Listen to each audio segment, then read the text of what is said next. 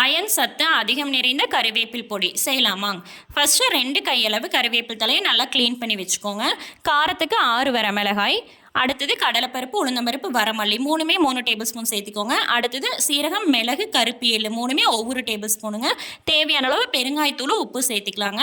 First அடுப்பை medium ஃப்ளேமில் வச்சுட்டு கறிவேப்பில் தலையில் தண்ணி இல்லாத மாதிரி லைட்டாக சூடு பண்ணி மட்டும் எடுத்துக்கோங்க. வரமிளகாயும் சூடானா போதுங்க. அடுத்தது கடலைப்பருப்பு, உளுந்தம்பருப்பு நல்லா பொன்னிறமாகிற வரைக்கும் வறுத்து எடுத்துக்கோங்க.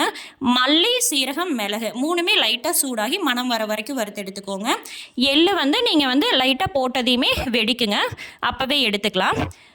இது கூடவே இந்த செலவு கூடவே பெருங்காயத்தூள் 1/2 டேபிள் ஸ்பூன், உப்பு 1 டேபிள் ஸ்பூன் சேர்த்திக்கோங்க. ஃபஸ்ட்டு கறிவேப்பில் தலையை மட்டும் நல்லா மிக்சியில் ஓட்டி எடுத்துக்கோங்க.